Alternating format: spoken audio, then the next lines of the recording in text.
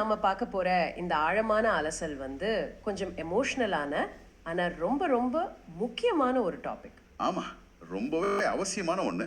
பாத்தீங்கன்னா, இது ஒவ்வொரு சாமானிய மனுஷனையும் பாதிக்கக்கூடிய ஒரு விஷயம். எக்ஸாக்டா.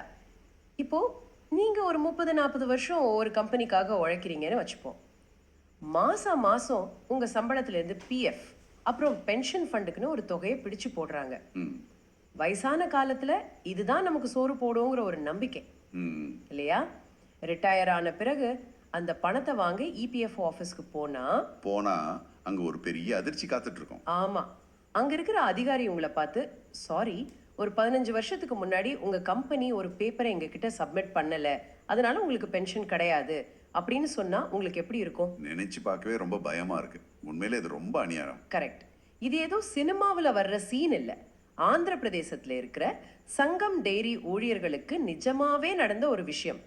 இதை எதிர்த்து அவங்க தொடுத்த வழக்குல லைவ் லா இணையதளத்துல வந்த ஒரு முக்கியமான தீர்ப்பை பத்தி தான் இன்னைக்கு நாம டீகோட் பண்ண போறோம். ஆமா, இந்த வழக்கு வந்து சித்தினேனி வெங்கடேஸ்வர ராவ் மற்றும் பலர் எதிர் இந்திய ஒன்றியம். இது சாதாரணமான ஒரு வழக்கு கிடையாது. ஓ, ஏன் அப்படி சொல்றீங்க? ஏன்னா பென்ஷனுங்கிறது அரசாங்கம் சும்மா கொடுக்கிற சலுகை கிடையாது. அது ஒரு ஊழியரோட அடிப்படை உரிமை. ஆனா அந்த உரிமையை வெறும் காகிதங்களை காரணம் காட்டி எப்படி ஒரு சிஸ்டம் மறுக்குது, அதை நீதிமன்றம் எப்படி சுக்குநூறா உடைச்சிருக்குங்கிறது தான் இந்த தீர்ப்போட ஹைலைட். வாவ், கேட்கவே ரொம்ப இன்ட்ரெஸ்டிங்கா இருக்கு. சரி, இதை நம்ம கொஞ்சம் விரிவாக பார்ப்போம்.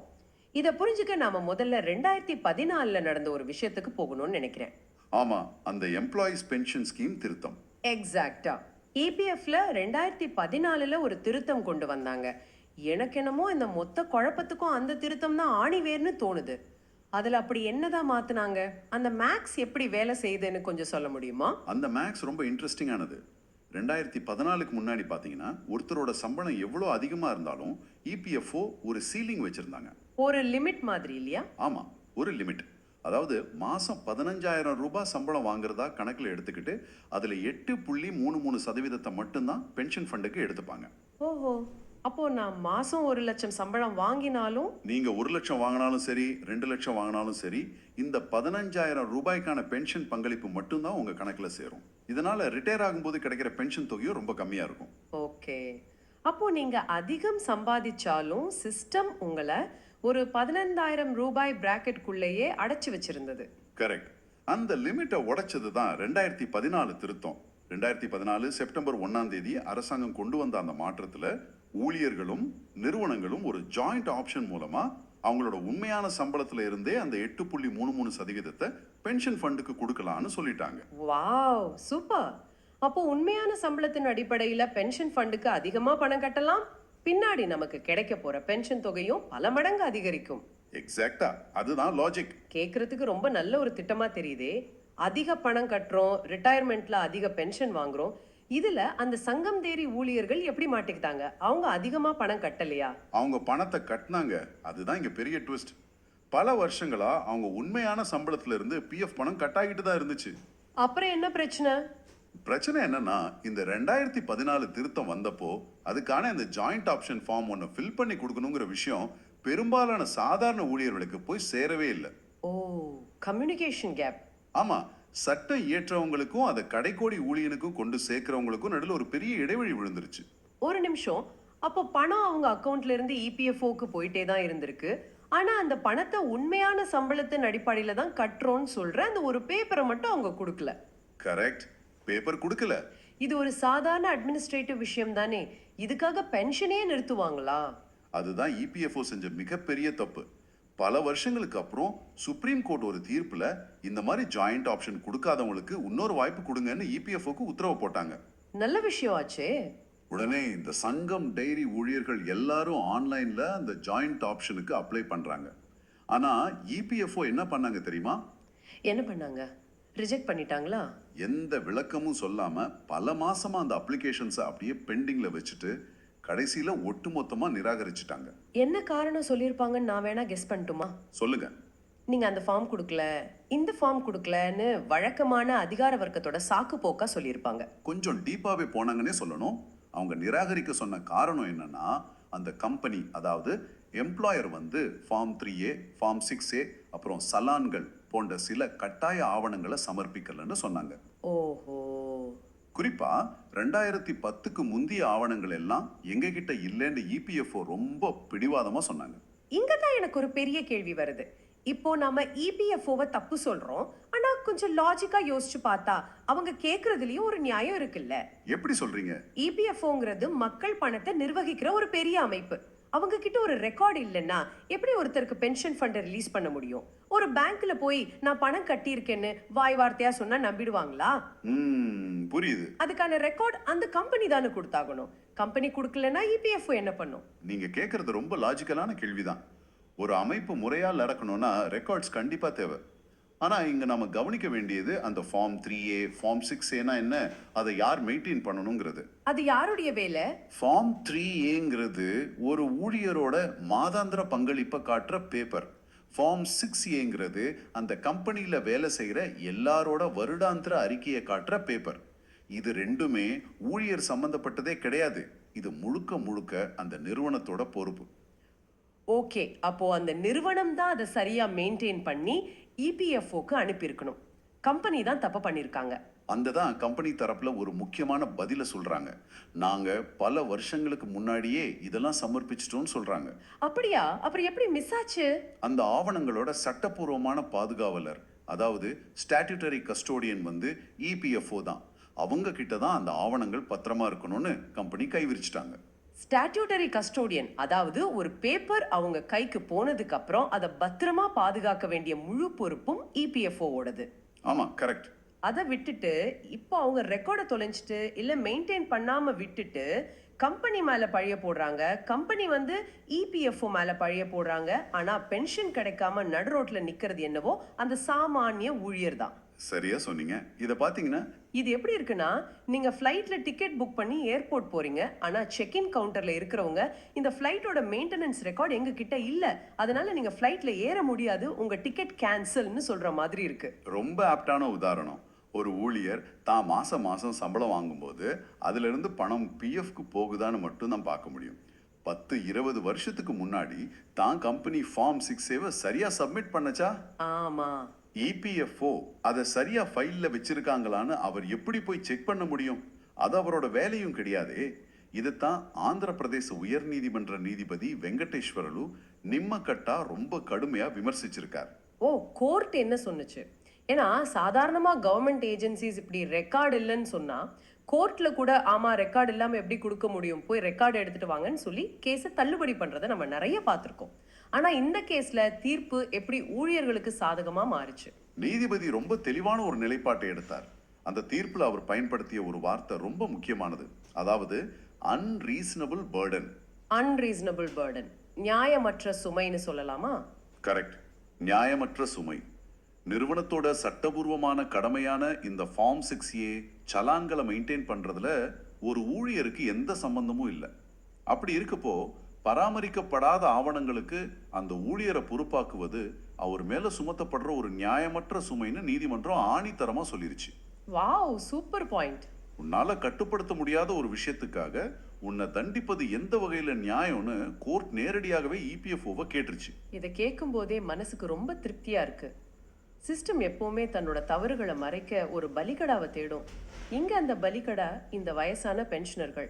அவங்கள கோர்ட் காப்பாத்திருக்கு. ஆமா, நிச்சயமா. ஆனா இப்போ சட்டத்துல ஏதோ ரூல்ஸ் இருக்கும்ல, இந்த ஃபார்ம் இல்லைன்னா ரிஜெக்ட் பண்ணலாம்னு இபிஎஃப்ஓக்கு ரூல் புக்ல அதிகாரம் இருக்கு. அதை கோர்ட் எப்படி ஓவர்டேக் பண்ணுச்சு? இங்கதான் நீதிபதி ஒரு பெரிய பிக்சரை கொண்டு வர்றார். ஊழியர் ஓய்வூதிய திட்டம் அப்படிங்கிறது ஒரு பயனுள்ள சமூக நலச்சட்டம். இங்கிலீஷ்ல சொல்லணும்னா பெனிஃபிஷியல் சோஷியல் வெல்ஃபேர் லெஜிஸ்லேஷன். ஓ, சோஷியல் வெல்ஃபேர் லெஜிஸ்லேஷன். ஆமா, இது சும்மா ஒரு பிசினஸ் கான்ட்ராக்ட் கிடையாது. இந்த சட்டத்தோட நோக்கமே வாழ்நாள் முழுக்க உழைச்ச ஒருத்தருக்கு வயசான காலத்துல சோறு போடுறது தான்.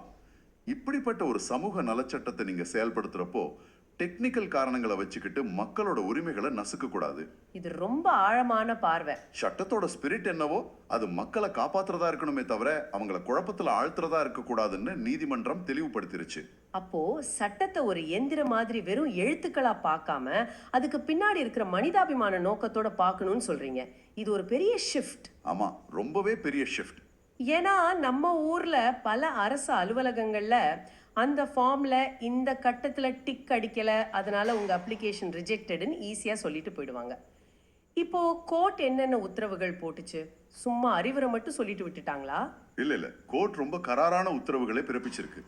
அவங்க சொன்ன விஷயங்களை நாம அப்படியே வரிசையா பார்க்காம அதோட தாக்கத்தை வச்சு பார்த்தோம்னா இபிஎஃப்ஓவுக்கு கோர்ட் எல்லா பக்கமும் செக்மேட் வச்சிருக்குன்னு தான் சொல்லணும். அப்படியா?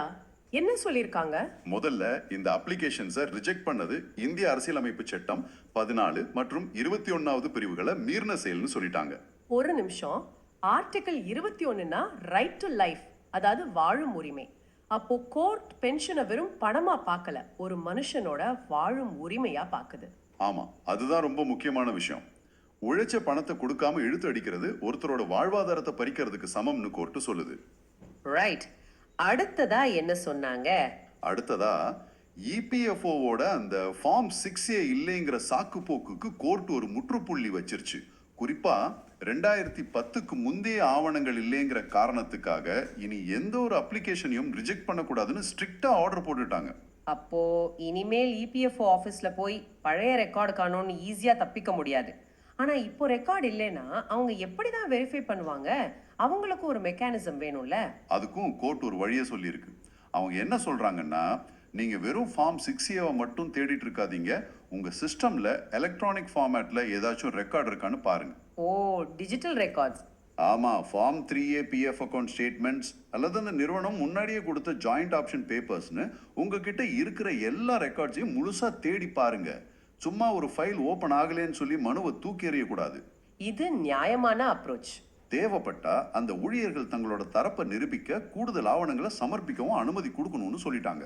இது ரொம்ப முக்கியமான பாயிண்ட். ஒரு சிங்கிள் டாக்குமெண்ட்டை நம்பி இருக்காம ஆல்டர்னேட்டிவ் ஆவணங்களை வச்சு வெரிஃபை பண்ண சொல்றாங்க.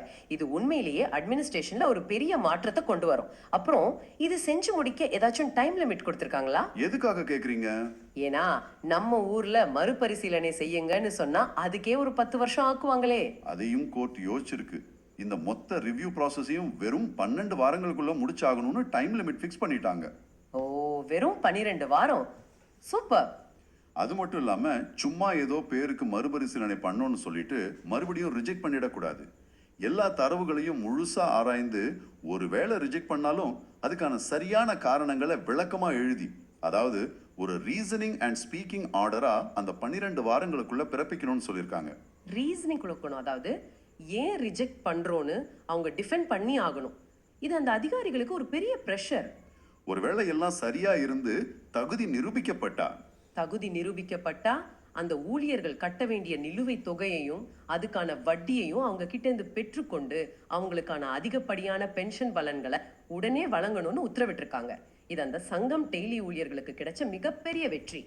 ஆக மொத்தம் உங்களோட குறைபாடுகளை வச்சுக்கிட்டு மக்களோட உரிமைகளை பறிக்க கூடாதுங்கிறத கோர்ட் ரொம்ப ஸ்ட்ராங்கா சொல்லியிருக்கு. ஆனா இப்போ இதை கேட்டுட்டு இருக்கிற உங்களுக்கு ஒரு கேள்வி வரலாம். நான் சங்கம் டெய்ரியிலையும் வேலை பார்க்கல, நான் ஆந்திராவிலையும் இல்லை, நான் ஏதோ ஒரு பிரைவேட் கம்பெனியில வேலை பார்த்துட்டு இருக்கேன். இந்த தீர்ப்பு எனக்கு எப்படி பொருந்தும் அப்படின்னு நீங்க நினைக்கலாம். இது ஏன் நமக்கு முக்கியம்னு நீங்க நினைக்கிறீங்க? இது ரொம்ப முக்கியமான விஷயம். ஏன்னா இது பென்ஷனுக்கு மட்டும் எதிரான தீர்ப்பு கிடையாது, இது ஒரு சிஸ்டமேட்டிக் ஃபெயிலியருக்கு எதிரான தீர்ப்பு. நீங்க எந்த நிறுவனத்துல வேலை செஞ்சாலும் சரி, அது அரசாங்கமா இருந்தாலும் சரி, தனியார் நிறுவனமா இருந்தாலும் சரி, ஆமா, நாளைக்கு உங்களோட ஒரு இன்சூரன்ஸ் கிளைம் பண்ண போறீங்க அல்லது உங்களோட ஒரு சட்டப்பூர்வமான உரிமையை கோர போறீங்கன்னு வச்சுப்போம். அங்க இருக்கிறவங்க என்கிட்ட உங்க ரெக்கார்ட் மிஸ் ஆயிடுச்சு, அதனால உங்களுக்கு இந்த உரிமை கிடைக்காதுன்னு அவ்வளவு சுலபமா சொல்லிட்டு போக முடியாது. கரெக்ட். நிர்வாக கோளாறுகளுக்கு குடிமக்கள் பலிகடாராக முடியாதுங்கிறத இந்த தீர்ப்பு இந்தியா முழுக்க இருக்கிற எல்லா அமைப்புகளுக்கும் ஒரு பாடமா சொல்லியிருக்கு. கண்டிப்பா. ஒரு அமைப்பு தன்னிடம் இருக்கிற தரவுகளை சரியா நிர்வகிக்க தவறினா அதற்கான விலைய அந்த அமைப்பு தான் கொடுக்கணுமே தவிர தன்னோட வாழ்நாள உழைப்புக்காக அர்ப்பணிச்ச சாமானியன் கிடையாது. ஆவணங்களை விட மனிதர்களின் வாழ்வாதாரமே முக்கியங்கிறது இந்த வழக்கு நமக்கு உணர்த்தி இருக்கு. இன்னொரு விஷயமும் நாம இங்க கவனிக்கணும். நம்ம ஊர்ல நிறைய பேர் சம்பளத்துல பிஎஃப் கட் ஆகுறது மட்டும் பார்த்துட்டு கம்மன் இருந்துடுவாங்க. ஆமா, அது எனக்கே நடந்திருக்கு. எவ்வளவு கட் ஆகுதுன்னு கூட சில நேரம் பார்க்க மாட்டோம். அந்த பணம் எங்க போகுது, பென்ஷன் ஸ்கீமுக்கும் பிஎஃப் ஸ்கீமுக்கும் என்ன வித்தியாசம், நாம என்ன ஆப்ஷன் செலக்ட் பண்ணிருக்கோம்னு பெரும்பாலான ஊழியர்களுக்கு தெரியறதில்ல. அந்த அறியாமையை தான் பல நேரங்கள்ல இந்த மாதிரி அமைப்புகள் தங்களுக்கு சாதகமா பயன்படுத்திக்கிறாங்க. நாம ரொம்ப அலர்ட்டா இருக்கணும்னு சொல்றீங்க. சரி, இந்த அலசலை முடிக்கிறதுக்கு முன்னாடி இது சம்பந்தமா என் மனசுல ஓடிட்டு இருக்கிற ஒரு யோசனையை உங்ககிட்ட பகிர்ந்துக்க விரும்புறேன். சொல்லுங்க, என்ன யோசனை? இப்போ நாம 2026ல இருக்கோம். டிஜிட்டல் யுகம், ஏஐ, பிளாக் செயின் அப்படின்னு தொழில்நுட்பம் எங்கேயோ போயிட்டு இருக்கு. பிளாக் செயின் தொழில்நுட்பத்தோட சிறப்பே என்னன்னா, ஒரு முறை ஒரு தரவை உள்ள பதிவு பண்ணிட்டா அதை யாராலும் அழிக்கவோ மாத்தவோ முடியாது. ஆமா, அது ரொம்ப சிக்யூரான சிஸ்டம். ஒரு ஊழியரோட ஒவ்வொரு மாச பிஎஃப் பங்களிப்பும் இந்த மாதிரி ஒரு பிளாக் செயின்ல அழிக்க முடியாத ஒரு டிஜிட்டல் ஆவணமா, ஒரு டிஜிட்டல் ஃபுட் பிரிண்டா மாறிட்டா என்ன ஆகும்? அது ஒரு சூப்பரான கான்செப்ட். அப்படி நடந்துச்சுன்னா இந்த ஃபார்ம் 6A, ஃபார்ம் 3Aங்கிற பேப்பர் ஒர்க் பிரச்சனையே வராது. அதானே? கம்பெனி பணம் கட்டின நிமிஷமே அது நிரந்தரமா பிளாக் செயின்ல பதிவாயிடும். 10 வருஷம் கழிச்சோ 20 வருஷம் கழிச்சோ இபிஎஃப்ஓ அதிகாரிகள் ரெக்கார்டு காணோன்னு சொல்லவே முடியாது. கரெக்ட். சிஸ்டம் ஆட்டோமேட் ஆகிடும். யாருமே யாரையும் குறை சொல்ல முடியாது. எதிர்காலத்துல இப்படி ஒரு தொழில்நுட்பம் வந்தா அதிகார வர்க்கத்தோட அலட்சியங்களுக்காக முதியவர்கள் நீதிமன்ற படிகளை ஏற நிலைமை நிரந்தரமா மாறும்னு நம்பலாம். கண்டிப்பா அது ரொம்ப சீக்கிரமே வரணும். ஆனா அது வரைக்கும் உங்களோட பென்ஷன் தரவுகள் உண்மையிலேயே உங்க கைகள்ல பாதுகாப்பா இருக்கா? உங்க கம்பெனி உங்களுக்கான ஃபார்ம்ஸை சரியா சப்மிட் பண்றாங்களான்னு நீங்க என்னைக்கு கடைசியா செக் பண்ணீங்க? கொஞ்சம் சிந்திச்சு பாருங்க. உங்களோட உரிமைக்காக நீங்க தான் குரல் கொடுக்கணும். விழிப்புணர்வு தான் நமக்கான முதல் பாதுகாப்பு. அதை நாம எப்பவும் மறக்க கூடாது. உங்களை சுத்தி நடக்கிற விஷயங்களை கேள்வி கேட்க பழகுங்க. நன்றி.